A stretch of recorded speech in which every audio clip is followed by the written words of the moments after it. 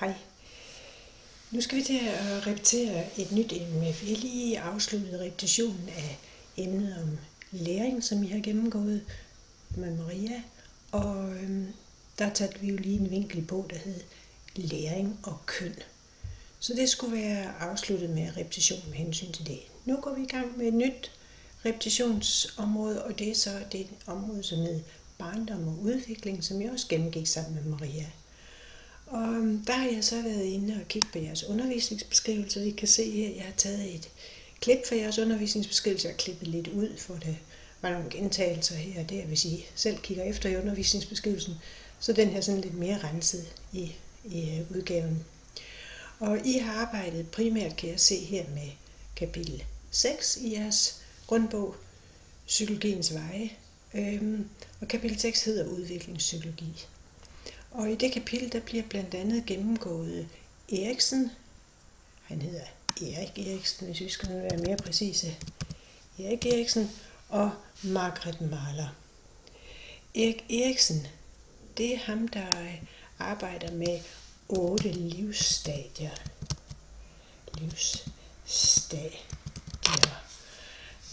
Livsstadier hedder det der.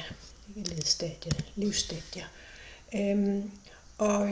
Han bygger faktisk på Sigmund Freud. Og det gør Margaret Mahler også. Margaret Mahler, hun arbejder med hun har særlig fokus på perioden fra 0 til 3 år. Hvad sker der særligt i den periode? Og der har hun også nogle livsstadier. Hun arbejder særligt med fokus på tilknytning og differentiering. Det vil sige differentiering, og det vil sige adskillelsen mellem barnet og plejepersonen. Altså først tilknytningen til mellem barn og plejeperson, og nu adskillelsen mellem barn og plejeperson. Eriksen, han arbejder, som jeg sagde før, ikke kun med 0 til 3 år, han arbejder faktisk med vores udvikling fra 0 og så resten af livet.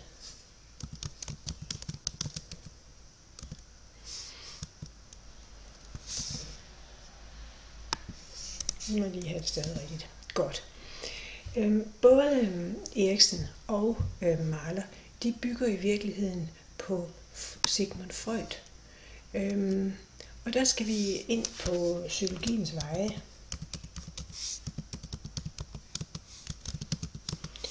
Kapitel 4. Det der hedder psykoanalysen. Og der specifikt kunne det være fint for jer at klikke ind på det her link. Det der. Fordi det er Sigmund Freud.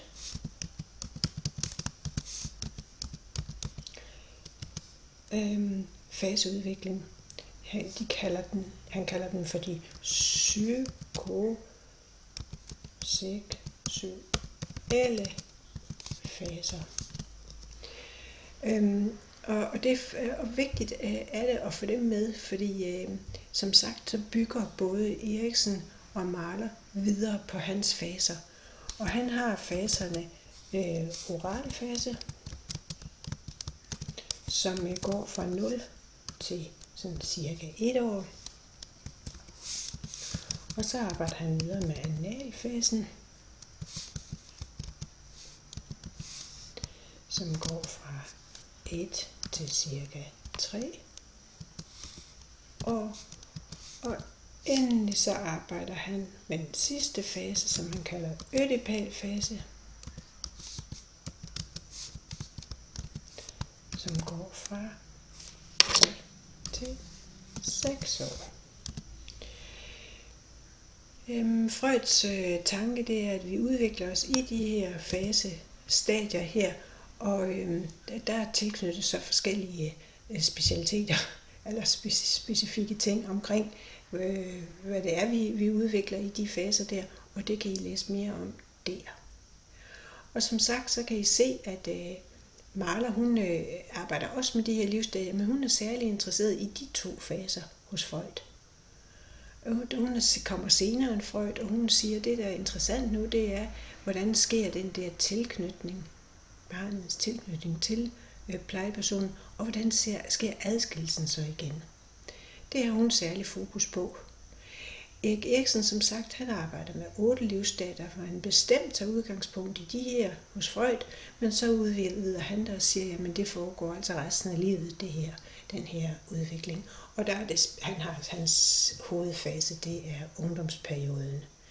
Men vi har altså her at gøre med 3, Eriksen, Mahler og så nu Freud, som alle 3 arbejder med faseudvikling.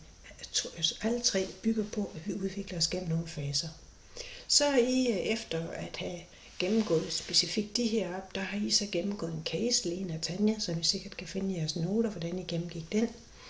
Og så har I også gået videre med det samme kapitel, stadigvæk kapitel 6, hvor I er kommet ind i omkring John Bowlbys teori omkring tilknytning og adskillelse. Og han har særligt fokuseret på, hvad sker der, når børn faktisk bliver adskilt fra bræt for deres plejeperson. Og der kan I se, der er I gået videre her og arbejdet med omsorgssvigt, det vil sige inden for, hvordan reagerer børn på, at den her tilknytning ikke er i orden. Og der har I arbejdet med reaktioner på omsorgssvigt. Så er I også i samme kapitel stadigvæk arbejdet med Stern, Daniel Stern, hvor I har taget særlig fokus på hans teori omkring udviklingen af selvet, og der er det altså det verbale og det narrative selv, I har arbejdet med. Det, der er karakteristisk for Stern, det er det, jeg skriver her. Han arbejder ikke med faseteori, som de her gør.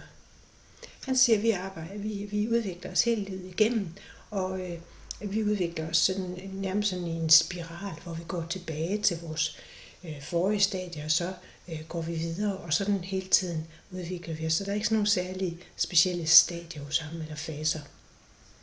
Så i endelig til sidst arbejdet under det her udviklingspsykologi, der har jeg arbejdet med kapitel 8 i psykologiens vej, sårbarhed og resiliens. Hvad er det for noget med de her omsorgssvigtede børn? Har de noget modstandskraft eller noget resiliens, som kan bære dem igennem den sårbarhed, der har været at blive svigtet? Det eneste, der er nyt af det, jeg nu har nævnt her, det er faktisk det der. Det er den der omgang der med Freud. Og det kunne jeg godt tænke mig, at I lige kigger på. I klikker ind her og kigger på det her, så I lige får det repeteret. Jeg tror nok, I har haft det i andre sammenhæng, men det vil være fint lige at få det repeteret.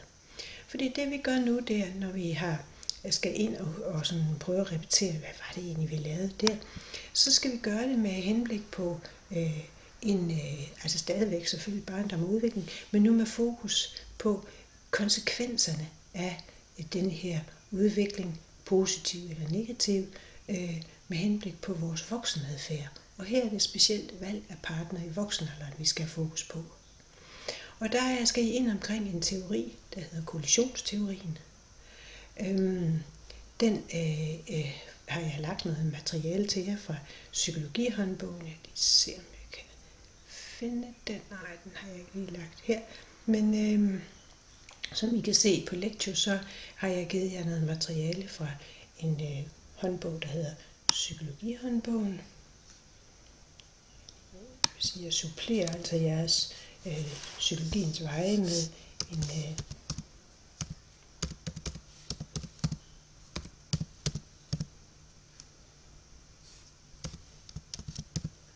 og det afsnit, vi skal arbejde med, det hedder parforholdsteori.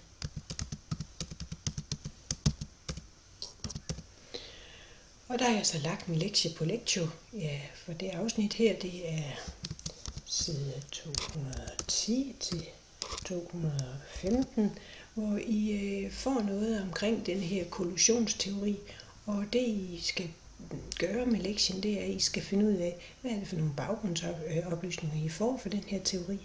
Hvad står det der begreb kollision egentlig for? Altså prøv at afgrænse det, definere det. og hvad er det for nogle kollisionstyper, man taler om.